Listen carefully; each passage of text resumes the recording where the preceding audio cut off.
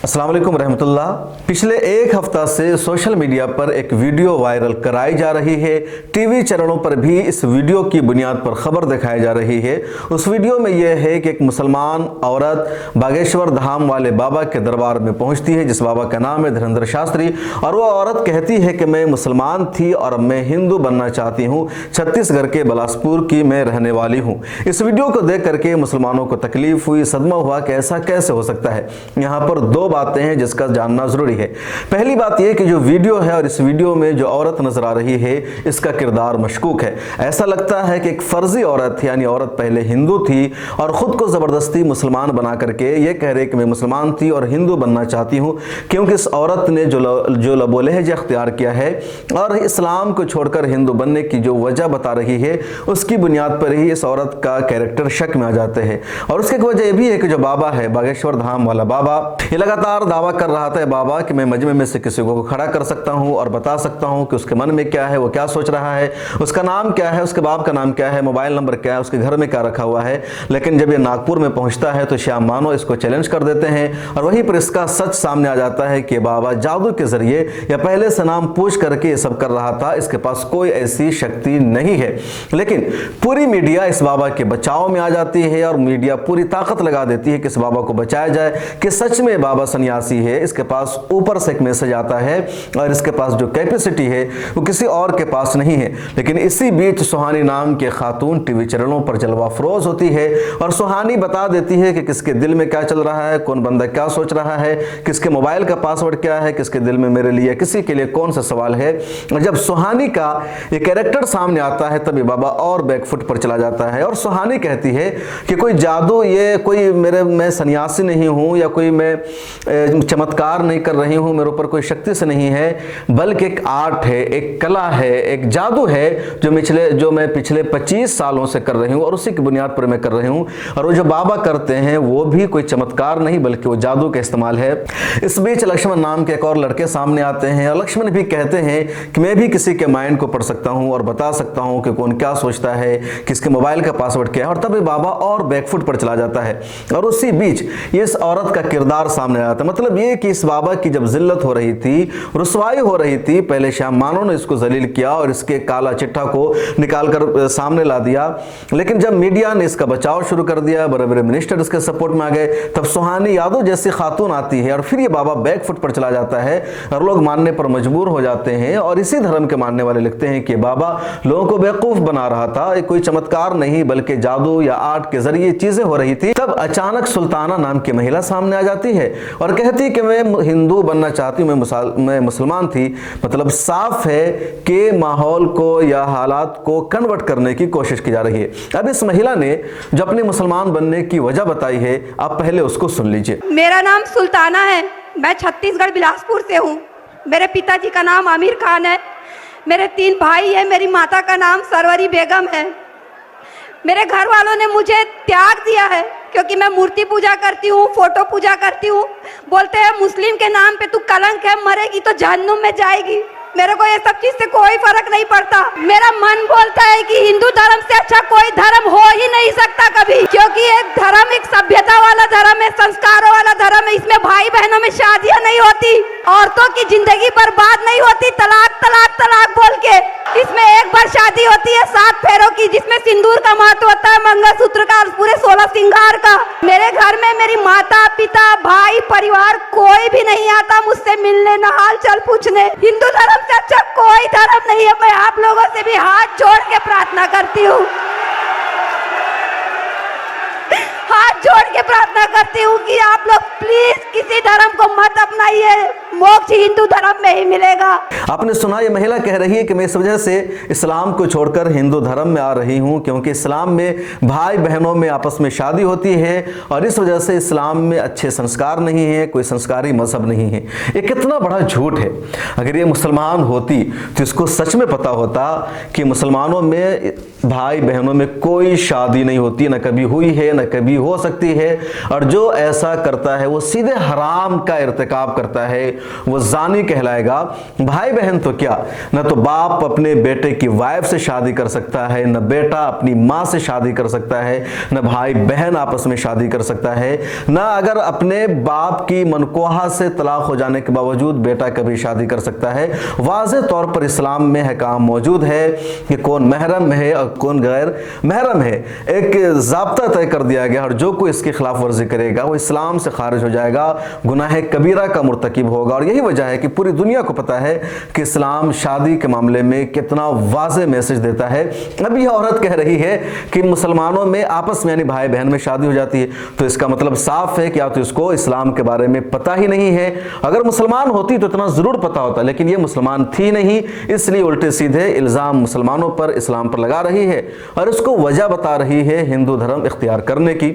अब दूसरी बात अपनी वीडियो में कह रही है कि इस्लाम में औरतों की ज़िंदगी तबाह कर दी जाती है, तलाक तलाक दे करके ज़िंदगी को बर्बाद कर दिया जाता है। इसको ये नहीं पता कि इस्लाम ऐसा मज़हब है जिसने तलाक का ऑप्शन रखा है मर्द और औरत के दरमियान, और इख्तियार दिया गया है कि एक औरत की मर्द से शादी हुई, दोनों अजनबी होते हैं, अब वो औरत उस मर्द के साथ नहीं रहना चाहती है तो औरत उससे खुला के ज़रिए तलाक ले सकती है, या उस मर्द का औरत के ज़रिए या औरत के साथ रिश्ता नहीं निभ रहा है तो मर्द औरत को आज़ाद कर सकता है, खुद को आज़ाद कर सकता है और दूसरी जगह शादी कर सकते हैं। और ये आज़ादी है, जहनी आज़ादी है, जिस्मानी आज़ादी है, मजहबी आज़ादी है कि आप एक दूसरे के साथ बनकर नहीं रह सकते। लेकिन हिंदू धर्म में क्या है कि जिसके साथ शादी हो गई उसी के साथ आपको रहना पड़ेगा, उससे जुदा होने का कोई तस्वुर नहीं है। जो हिंदू धर्म में पुरानी रीति रिवाज रही हो ये कि शादी हो गई तो 7 जन्म का साथ कहलाता था और कहीं भी जुदाई पॉसिबल नहीं है। यह भी पहले था कि अगर बीवी के जिंदा रहते हुए शौहर का इंतकाल हो जाता था तो उसकी चिता के साथ बीवी को भी जिंदा जला दिया जाता था। बाद में अंग्रेज़ों ने रिफॉर्म किया, फिर जवाहरलाल नेहरू ने हिंदू कोड बिल पास किया और आज भी कि हिंदू खवातीन को तलाक के लिए कोर्ट का दरवाज़ा खटखटाना पड़ता है तब उन्हें आज़ादी मिलती है। वरना यही है कि एक मरतबा शादी हो गई तो आपने 7 फेरे ले लिए तो उसी के साथ रहना पड़ेगा, जुदाई का कोई रास्ता नहीं है। तो यहाँ औरतों को आज़ादी नहीं है, उनके पास कोई दूसरा ऑप्शन नहीं है। लेकिन यहाँ ऑप्शन है कि आपके रिश्ते नहीं निभ रहे हैं तो आप कहीं और जा सकते हैं, क्योंकि इस्लाम में निकाह कॉन्ट्रैक्ट है, जन्म जन्म का साथ नहीं है, मर्द औरत दोनों को इक्वलिटी दी गई है। तो ये आज़ादी है, ये इक्वलिटी है, बराबरी है, लेकिन इसको ये गुलामी बता रही है, इसको औरतों की तौहीन बता रही है, तलाक को गलत समझ रही है। और जो जन्म जन्म का साथ है, जहाँ औरतों की आज़ादी छिन जाती है, अपनी मर्जी के मुताबिक आगे कुछ भी पॉसिबल नहीं है, उसको अच्छा बता रही है। मतलब साफ है कि मुसलमान नहीं है। अगर मुसलमान ये रहती तो इसको इस तलाक के ऑप्शन की खूबसूरती का पता रहता है कि कितना खूबसूरत है। और यही वजह है कि दुनिया के तमाम मज़ाहिब ने इस्लाम से ही तलाक को लिया है, अडॉप्ट किया है। कल की रिपोर्ट है और कई सारी रिपोर्ट आती रहती है कि बहुत सारे हिंदू इस वजह से इस्लाम को इख्तियार करते हैं क्योंकि इस्लाम में तलाक का ऑप्शन है कि अगर आप कभी एक दूसरे से रास्ते जुदा करना चाहते हैं तो आपके पास तलाक का ऑप्शन है। दूसरी सारी खुसूसियात है जो दूसरे धर्म में नहीं पाई जाती है।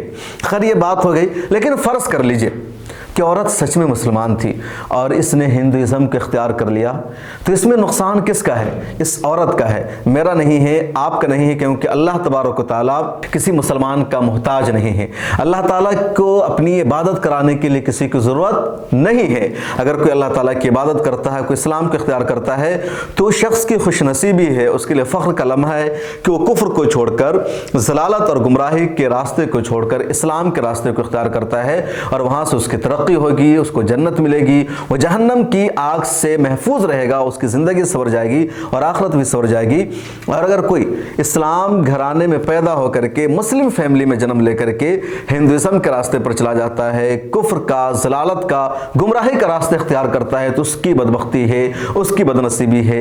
और ऐसे लोग हर दौर में पाए जाते रहे हैं और उसके लिए ज़र्रा बराबर भी अफसोस करने की ज़रूरत नहीं है। और कोई आज की बात नहीं है, बल्कि नबियों के घराने में भी ऐसे वाक़ात हुए हैं। बेटा नबी है, बेटा पूरी दुनिया को, पूरी इंसानियत को तौहीद के रास्ते पर बुला रहा है, इस्लाम की दावत दे रहा है, ला इलाहा इल्लल्लाह की तलकीन कर रहा है। दूसरी तरफ उनका बाप बुत परस्ती कर रहा है, वो बुत परस्त है, तमाम बुत परस्तों का सरदार है। और ये मिसाल मौजूद है हज़रत आदम अलैहिस्सलाम की।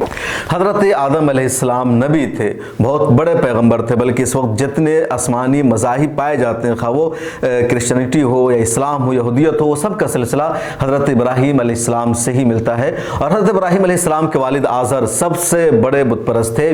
पूरी ज़िंदगी कोशिश की हज़रत इब्राहीम अलैहिस्सलाम ने, लेकिन उन्होंने इस्लाम कबूल नहीं किया, उन्होंने मज़हब तौहीद को इख्तियार नहीं किया। हज़रत नूह अलैहिस्सलाम की वाज़ेह मिसाल मौजूद है। हज़रत नूह अलैहिस्सलाम पैगंबर थे, अज़ीम शान नबी थे, उनको अबुल बशर सानी कहा जाता है। उनके ज़माने में पूरी इंसानियत डूब गई थी, सिर्फ 40 लोग बचे थे। और हज़रत नूह अलैहिस्सलाम का बेटा कनान कुफ्र पर रहा, वो इस्लाम की दौलत से माला माल नहीं हो सका। तो जिस घर से पूरी दुनिया को ईमान की रोशनी मिली, उस घर में कभी बाप ईमान नहीं ला सका, कभी बेटा ईमान नहीं ले सका।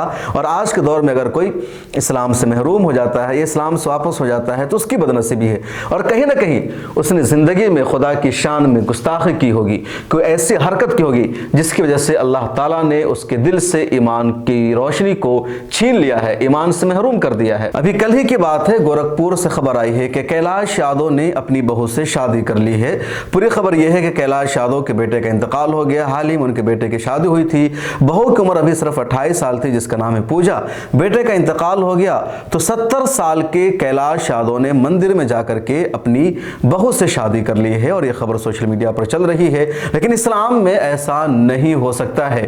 कोई भी अपने बेटे और पोते की बहू से या बीवी से शादी नहीं कर सकता है। इस्लाम में चीजें हराम हैं। वसीम रिजवी की मिसाल हमारे सामने है। वसीम रिजवी ने अपने करप्शन को बचाने के लिए, अपने घोटालों से, हुकूमत के डंडा से बचने के लिए उसने मुसलमानों के खिलाफ जहर उगलना शुरू किया। उसके बाद उसने कुरान करीम में तहरीफ का दावा कर दिया और उसका नतीजा यह हुआ कि अल्लाह ताला ने उससे ईमान की दौलत को छीन लिया। अब वो हिंदू बन गया है। अब हिंदू धर्म में उसको एक्सेप्ट ही नहीं किया जाता है। कोई कहता है कि तुम त्यागी मजहब में नहीं आ, कोई कहता है कि तुम त्यागी जात में नहीं आ सकते, तुम इस जात में नहीं आ सकते, तुम उस जात में नहीं आ सकते। मतलब उसकी कोई हैसियत नहीं रह गई है। हर जात वाले उसको धत्कार रहे हैं। अपने आप को यहाँ वो सैयद कहता था और सैयद होने का मतलब है कि खुद को रसूल पाक सल्लल्लाहु अलैहि वसल्लम के ख़ानदान से कहला रहा है। लेकिन जब वो वहाँ गया तो धुतकारा गया और कोई भी उसको एक्सेप्ट करने को तैयार नहीं है। कई बार उसने खुदकुशी की बात कर दी है। तो ये वाज़े तौर पर दुनिया में उसकी ज़िल्लत हो रही है, उसकी रुसवाई हो रही है। आरिफ मोहम्मद खान को देखिए, अब वो शिकवा कर रहे हैं कि मैं इतना मंदिरों में जाता हूँ, लेकिन क्यों मुझे हिंदू नहीं कहा जाता है। तो उनकी अपनी शिकायत है। अब यही हाल इस महिला का है। ये कह रही कि मैं मथुरा गई थी, वहाँ गई थी, मैं बाबा का प्रसाद लेकर के आई हूँ और अब मैं हिंदुइज्म को इख्तियार कर रही हूँ। तुम्हारी मर्जी, जो चाहो करो, तुम्हारी अल्लाह तबारक व तआला को कोई ज़रूरत नहीं है। अल्लाह ताला जिससे चाहेगा दीन की खिदमत लेगा, इस्लाम की खिदमत लेगा। तारीख़ और मिसालें मौजूद है कि जिन लोगों ने मुसलमानों पर हमला किया वही लोग इस्लाम कबूल करके अल्लाह ताला की दीन को दुनिया भर में फैलाने लगे और उनके ख़ानदान में बड़े बड़े औलिया उलमा पैदा हुए। खुद अभी मालदीव की मिसाल मौजूद है कि मालदीव हिंदुस्तान से सटा हुआ एक जजीरा नुमा मुल्क है। वो पूरा मुल्क बुद्धिस्टों का था, लेकिन वहाँ के बादशाह ने 12वीं सदी में इस्लाम कबूल किया और फिर पूरा मुल्क मुसलमान बन गया। खुद हिंदुस्तान में, कह लीजिए हिंदुस्तान, पाकिस्तान, बांग्लादेश में तकरीबन 50 करोड़ से ज़्यादा मुसलमानों की आबादी है। और इतनी बड़ी मुसलमानों की आबादी पहले क्या थी? यकीनन ये राह रास्त से भटके हुए थे, कुफ्र व शिर्क के रास्ते पर थे, लेकिन इन लोगों को ईमान की रोशनी मिली, हम लोगों ने इस्लाम को कबूल किया। तो एक वाज़ेह मिसाल मौजूद है और लोग इस्लाम कबूल करते रहेंगे जिनको ईमान की दौलत मिलेगी। अभी हाल ही में देख लीजिए राखी सावंत, इतनी बोल्ड एक्ट्रेस थी, उसके कपड़े पर सवाल, उसके एटीट्यूड पर सवाल, लेकिन उसको तौफीक मिली, उसने इस्लाम कबूल कर लिया। और उसने सिर्फ शादी की वजह से इस्लाम कबूल नहीं किया, बल्कि सच्चे दिल से इस्लाम कबूल किया है। और अब वो इस्लाम के रास्ते पर है, वो महज़ब कपड़े पहनती है, हिजाब करती है। और हाल ही में उसका शौहर जब उसे धोखा देने लगा और रिश्ते में तनाव आ गया आपस में, तब भी राखी सावंत ने इस्लाम से वापस आ जाने की कोशिश नहीं की, या उसने ये नहीं कहा कि मैंने महज शादी के लिए इस्लाम कबूल किया था और अगर आज ये मुझे धोखा दे रहा है तो मैं मजहब इस्लाम को छोड़ देता हूँ। बिल्कुल भी ऐसा राखी सावंत ने नहीं कहा। और ऐसी कई मिसालें मौजूद हैं। मैं ऐसे कई लोगों को जानता हूँ जिन्होंने शादी की खातिर इस्लाम कबूल किया, लेकिन इस्लाम में आ जाने के बाद उन्होंने सच्चे दिल से मजहब इस्लाम को इख्तियार किया। उनका रिश्ता बरकरार नहीं रह सका, लेकिन इस्लाम पर मौजूद है क्योंकि अल्लाह ताला ने उनको हिदायत दी है। तो इस्लाम का ताल्लुक दिल से है, हिदायत से है। जिनको हिदायत मिलती है वही मुसलमान बनता है, या जिनको अल्लाह ताला की हिदायत दी हुई हिदायत बरकरार रहती है जिनके सीने में, वही मुसलमान बाकी रह सकता है।